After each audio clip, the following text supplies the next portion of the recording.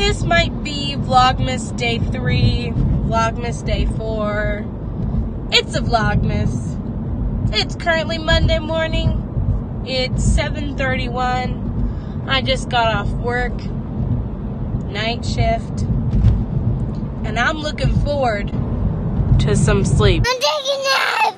Good night. Later that same evening. Hey guys, I just finished up with school and I'm making a few more errands. I always seem to be doing that on my days off. So I'm actually here at the mall. I'm stopping by work to pick up a few things, and then I'm gonna be stopping by Walmart, picking up some food for dinner. I'm making dinner tonight. I'm excited. Come along with me. One down, one more to go. Let's go find us some food. So I don't know if it's like this for anyone else anywhere, but around this time during sunset, birds flock to Walmart. Birds. When you're greedy as heck, but you just trying to survive.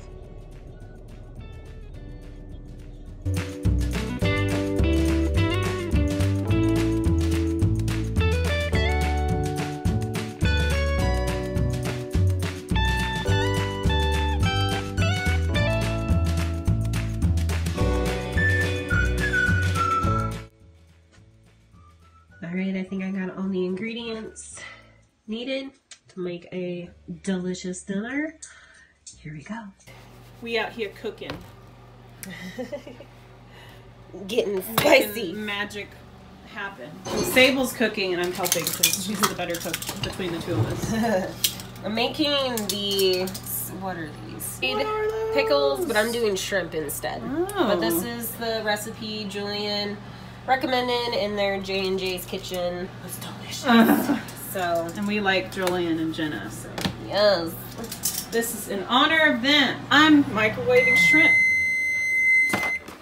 It's done. Yay. Okay. So we'll see how this is. That doesn't look hella appetizing yet, but it's going to. While we're cooking, we're gonna answer some questions we were given by some friends that I know, as well as some people on our YouTube video. And so question 1 from our biggest fan ever, Tracy, who we love. We love you, Tracy. She asks, if there's any previous skits you've done, where can I find them? Well, we've done like one all the way back in 2012 that we can't even find because we didn't record it. We didn't record it. Apparently there was this one chick that was going around the con and she filmed us like part of our choreography outside after the skit. We can't find that either. It never showed up. We looked, we still look to this day and it's not there.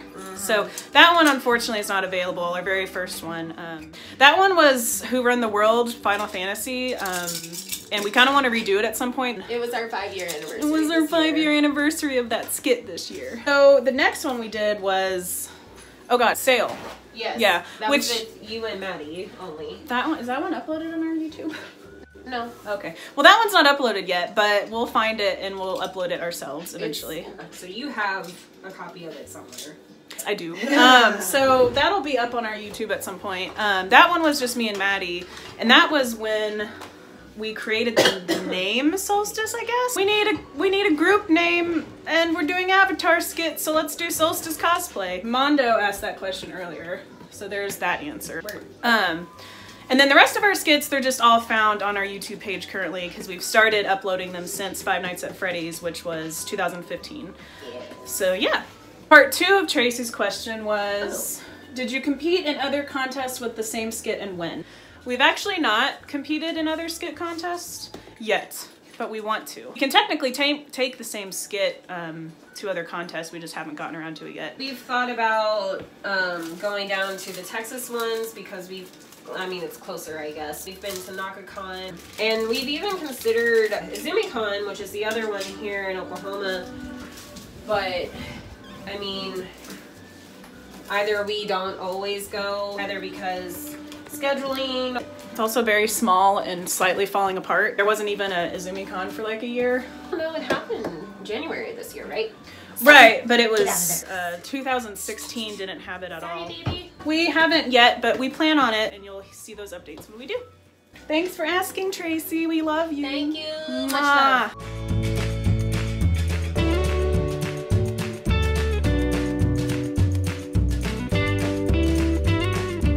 Mondo also asks, what was our first con as a group, and how long have we cosplayed together? Okay, so you and I, Oh god. you broke up. We're good. You and I met 2011 whenever we applied for the same job. Yes. And we got the same job. We had talked, and I had said how I remembered seeing you as Katara at Con the year before. So from there, it kind of became like, oh, maybe we'll see each other at this upcoming con. I think the official one we all went together though was 2011 AzumiCon.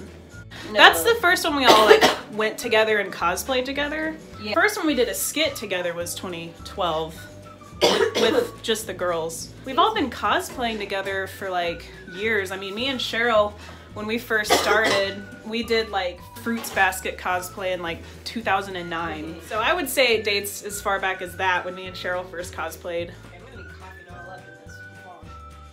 Jeez! Frank wants to know, what sort of things do you take into consideration when deciding a cosplay? Materials, budget, character appeal? All the above. All the above. I'm pretty much the same. I think with me though, I need to quit leaning against this fridge! At least just put that to the side. Oh my God. Get out of the For me, that's okay. For me, it's a character appeal mainly. With budget, it just, I mean, I haven't done anything like crazy budget yet.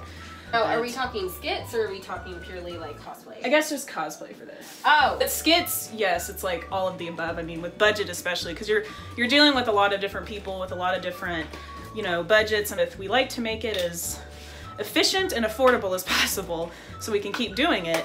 So for me personally, I guess when it comes to me, it does come to appeal, it does come to pay. But mainly just like what I'm really into. I also really love to just really change the costumes. There's Yaya Han, who said, you're cosplaying a 2D character, so it leaves you room to make them 3D. So you can have patterns, you can have details that normally you wouldn't have. There's one in the works I'm doing now. I'm keeping it a secret. Secret. No. That's the thing about cosplayers, we like to keep stuff secret. You know, I'm designing my version of her, and ideally, if I were to get her done, it's probably going to cost a lot. I have to budget and think, okay, what can I take out? What can I leave in? And again, it just really comes down to inspiration, who I've been like really in love with, what am I psyched for, all that kind of stuff. Like right now, it's kind of off season, so it's kind of like as soon as we start out, like after the holidays and everything, then that's when I'm like, okay, I'm ready. You know? Right. Now for skits, I think very theatrically. I'm a very visual person where I get inspired if I can see it in my head, and I've always been like that ever since I was little. With the Freddy's one, it kind of started with, oh, what if we did this huge reveal and created like this head that we could put on the night guard. And everything else like led to that kind of point. Yeah. Before I met you guys, I had a small group of girlfriends, and we were in conventions and stuff, talked about doing skits before. It was kind of that whole, it's an inside joke in the skit that only we get and maybe no one else would get. While those are fun, I feel like theatrically, it doesn't do that well. You have to make it to where anybody can understand it. Anybody can understand it. Like, so long as your mom understands it, you're okay. You go into an audience and you've never heard of Five Nights at Freddy's before. What we try and do is give you a performance that's entertaining but also makes sense regardless of your context, whether you're a huge fan or not. Okay, Frank also wants to know, how do you handle people taking your photos at cons? I don't really care. I'm like, if you're into cosplay to an extent, you kind of like the attention, and you know, you want to show off your costume. At least that's my point of view. It only bothers me if it's like I'm sitting down or eating and somebody expects me to stop what I'm doing and get up and like adjust and take a photo. Like, that's really rude. But on the floor, photo no more is what like goes around in the community. So if you see cosplayers sitting down, like, I know you really want their photo, but just like wait, maybe walk around a bit and you'll find them later, because that's their time to like rest. Like, you know, if you're out there cosplaying, you should be kind of gracious to the people that are really excited to see you, you know, as long as they're respectful to you, you should still be respectful to them. If you're in cosplay, like, you have to expect people are gonna want your photo. Yeah, and it's like, you know, if you don't want it taken, you can change, or you can, you know, like sit down. Some places have like resting rooms you can go into where no one can take photos if you're in there. The only time it's weird is if someone's creepy about it, I guess. I know there's been like a few times, I think like with the Freddy's one, I know we were in a rush to go get our photos done. Yeah. And people were asking for our photos, and I felt really bad that we couldn't stop. Santiago and I, we looked at each other and then we were like, okay, the two of us can at least like have our photos taken for the group. It can be hard to like decide, you know, because you have to get around places a lot and conventions, especially on Saturdays for us are busy if we're doing a skit. We kind of have to like balance, like, you know, do we stop for a photo? If we do, we kind of have to hurry. Yeah. So it's like balancing that. But for the most part, that hasn't been too bad, and people are usually very understanding. Don't be creeps about it, please. Like, that's the other thing that will turn people off to not taking photos. Yes. Maddie's had the stalker photo from like far away and someone took a picture of her. Yeah, if you're gonna take a photo of someone, go ask them. The stalker photo is worse. Yeah. I promise. And also just don't make it weird. Sorry, I'm gonna call people out asking cosplayers for their photos, and then they would do like inappropriate stuff to them. Don't do that. Like, make sure that whatever you're just don't. When you're taking pictures of cosplayers, that you're treating them with respect and comfort, because that's what they should do to you. Not everybody wants to just be like touched or hugged or do weird things. Some people may be all for it, but maybe wait to see if the cosplayer is okay with that. They've worked hard on their craft, on their costumes, so like be respectful that you could accidentally damage it. That's time and money for them and whatnot. So like just be very courteous of everybody. There was an instance with Maddie a long time ago. She did a cactar costume. She built it out of wire and like felt and fabric. She was really popular, which is really great, but a lot of people wanted to hug her, and so they kind of kept hugging her and like glomping her without permission. One of them actually broke the wire inside of her costume, not only damaging her costume to where she couldn't wear it, but it also punctured her when it happened. She was like bleeding and bruised, and she was just really upset. So if you really want to hug somebody, like ask permission first. And be gentle, because cosplays take a long time to make. Yes. Okay, Irma is asking, what is your favorite part of kind of making your own design for a character? A little bit like what Sable said earlier, it gives you kind of freedom to turn something 2D into 3D. It lets me have more flexibility in like what I choose to wear, what I kind of design around, and it makes me have like a creative challenge to like make sure that the character still comes to life even though it's original. Do something different. It allows me to kind of in a way like set myself apart from other cosplayers. Not like saying like their designs are bad or mine is like the best. It's never that. A chance for me to express the way I want to express cosplay, and that happens to be through detailing. I guess ever since I was little, I had the dream of being like a costume designer like for film and stuff, and so I guess that still always stuck with me. I guess like just trying to find inspiration like where maybe the creator might have gotten inspired and taken it even further, all that kind of stuff. Oh god, that's just kind of like my inspiration, I guess. I don't think I've ever done like an original character. I've always done characters that always have existed, and you just like do your own. Yeah. Mm-hmm. Similar, same to me too. Getting inspired from the characters and like how could I make it different from like anyone else's, so it's like my own thing. Right. If that makes sense. Good answer. Carter asks, what is our most satisfying cosplay? I don't know if I have one yet, and honestly, just because... It's because you're a perfectionist. I am. You're a Virgo! Thank you, Jenna. I really don't know. That's not a problem, because cosplay is a continuing upward journey. Once you're satisfied, you've peaked. Well, that I've had probably the most fun in is Hajime from Gatchaman Crowds. To wear it to the convention I went to in California and like run around with some people that I met up with there, so that was really fun. Mwah. Celia asks, what is our favorite con moment or in cosplay moment that we can think of? Just a favorite one. And I'm still gonna get the same answer. And Bit Depth, shout out to our resident musician of the group. Ayo. Who has a podcast, Bit Depth, go check it out. Smash that like button. Anytime that I was a Disney princess or Disney character. Yeah. Just the kids reacting to us, because not everyone's gonna know like anime characters or movie characters. And also the parents just seem to be more relaxed. Parents know Disney, so they're like, oh, okay, I got this. Yeah.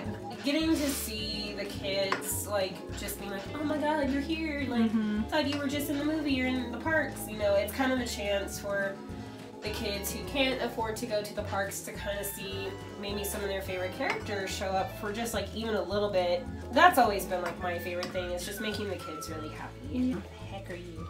You're a real princess, Sable. Yeah, I'm calling it animals. I got a friggin' gnat in this. Nasty! I've had a lot of favorite moments in cosplay, but recently I got over my fear of doing karaoke by myself, and I rapped my shot from Hamilton dressed as Spark from Pokemon Go.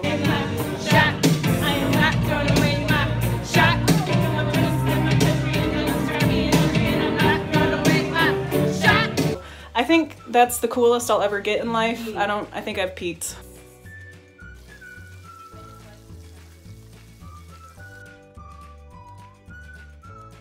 Final question is from Jeffrey and Kristen, kind of combined. Our goals as a group forward, and what is our dream group cosplay? Like, what would you want us to do? And I can give one that I'd want us to do. I guess, like, I would want us to go out and try other conventions that aren't so close to us. The Con, because that one looks like a lot of fun. Water Park Con. Yes.